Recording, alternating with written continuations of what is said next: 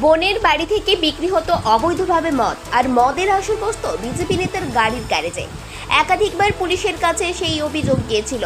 বেশ কয়েকবার পুলিশ এই কারবার বন্ধ করেছিল। ফের মদের কারবার শুরু হতে বিজেপি নেতার বোনের বাড়ি থেকে সেই মদ বের করে বিক্ষোভে এলাকার তৃণমূল নেতৃত্ব। শনিবার এই ঘটনাকে ঘিরে চঞ্চল দুর্গাপুরের ৮ নম্বর ওয়ার্ডের ট্রাঙ্ক রোড এলাকায়। আটক বিজেপির মণ্ডল সভাপতি অতুল বাগদির বোন অঞ্জলি রুইদাস।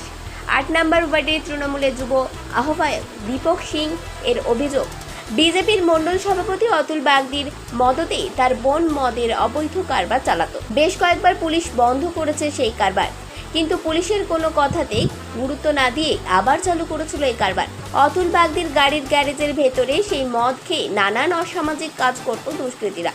আমরা সেই খবর পেয়ে প্রতিবাদে নেমেছি। পুলিশকে খবর দেওয়া হয়েছিল। পুলিশ এসে দেশি এবং বিদেশি মদ বাজেয়াপ্ত করেছে। ওদের শাস্তির দাবি করছি। দীর্ঘদিন মদ বিক্রি করছিল ওরা। তারপর আমাদের ওই যে অতুল বলে একটা ছেলে আছে, ওর বোনকে দিয়ে এখানে মদ বিক্রি করাতো। অনেকবার আমাদের কমপ্লেন এসছে, আমি পুলিশকে জানিয়েছি। পুলিশ এসে রেডও করেছে, নিয়েও গেছে, কিন্তু ওদের পুলিশের ভয় নাই। ওরা আবার পুলিশ চলে যায়, আবার ওরা মদ বিক্রি আরম্ভ করে। আমাদের কাছে খবর এসেছিলো, তা আমরা এসে সব পার্টির ছেলেরা এসেছি এখন এখানে এসে এখানে আমরা মদ বন্ধ করেছি। অতুলটা কে? অতুল একটা বিজেপির লিডার আছে, ঠিক আছে। এখন পুলিশ যখন বন্ধ করে দেয় তখন ও কী করে, আবার গ্যারেজটা খুলে গ্যারেজে বসে কাস্টমারগুলোকে মদ খাওয়াচ্ছিল।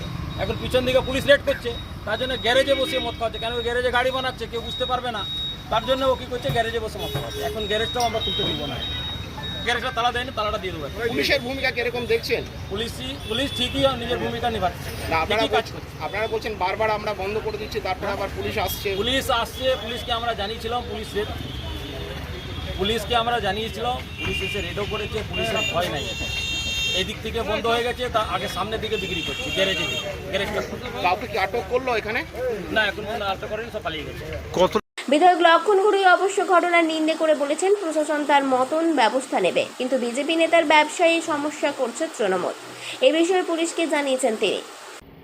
অতুল আমাদের ব্লকের লিডার, এবং অতুলকে বারবার অ্যাটাক করা হয়েছে। ওখানে অতুলকে শ্যুট করবে এরকম হুমকি দিয়েছে। অতুল 3-4 দিনের ভোটের পর থেকে বাইরে আছে। কিন্তু আমরা যেটা বলছেন যে অতুলের বোন নাকি মদ বিক্রি করতো, এটা যদি করে থাকে এটা ঘৃণিত অপরাধ। আমি আগে বলেছি, আমরা কখনো এটাকে বরদাস্ত করি না, এটা সাপোর্ট করি না। এরকম যদি ঘটনা ঘটে থাকে তার যা আইনগত ব্যবস্থা আছে, পুলিশের যা করণীয় কাজ আছে, এই বিষয়ে আমার বলার কিছু নেই, অবশ্যই করবেন। কিন্তু অতুলের ক্ষেত্রে যেটা ব্যবসা ক্ষেত্রে হচ্ছে, আবার হ্যাকার করা হচ্ছে, তার থ্রেট করা হচ্ছে, দোকানটা বন্ধ করে রাখা হয়েছে, তাকে মেরে ফেলা হবে, শ্যুট করে দেওয়া হবে বিজেপি করেছে বলে, এটা পার্টি বরদাস্ত করবে না, আমরা করবো না।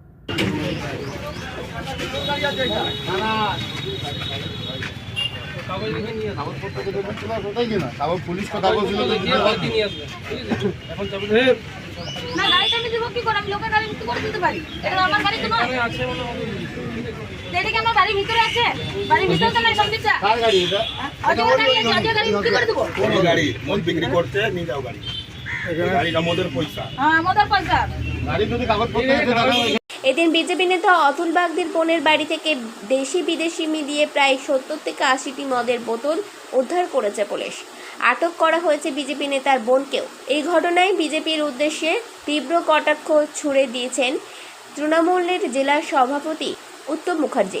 তিনি বলেন, মুখে জয় শ্রীরাম বলে পেছনে অবৈধ মদ বিক্রি, এটাই বিজেপির সংস্কৃতি। তো এইটাই কারবার, উপরে জয় শ্রীরাম, নিচে মদ বিক্রি করো। তার নেতারা যদি মদ বিক্রি না করবে, সে বিজেপি হলো কোথা থেকে? তাদের বাড়িতে মদ পাওয়া যাবে, তাদের বাড়িতে যত রকম অন্য প্রদেশে যেখানে বিজেপিরা সেখানে শাসন ক্ষমতায় আছে, সেখান থেকে শিক্ষা নিয়ে তারা দুর্গাপুরে এরকম কায়েম করার চেষ্টা করছে। মানুষ তার যোগ্য জবাব দেবে। ওখানকার প্রতিবেশী মানুষরা ধরপাকড় করেছে, পুলিশের হাতে হস্তক্ষেপ করেছে। এটাই হলো বিজেপির পন্থা। বিজেপি মানুষের কাছে এটা বুঝে নেক যে বাংলার মাটিতে বিজেপি কারা। মাতাল, লম্পট, চোর, যেগুলো গ্যারেজে বসে মদ খায়, তারা আজকে ওই অফিসে চুরি করে, ওদের অফিসেই আবার তৃণমূলকে দোষারোপ করে। এর নাম হলো বাংলার বিজেপি। দুর্গাপুর থেকে কৌশিক বাসুর রিপোর্ট, 99 নিউজ বাংলা।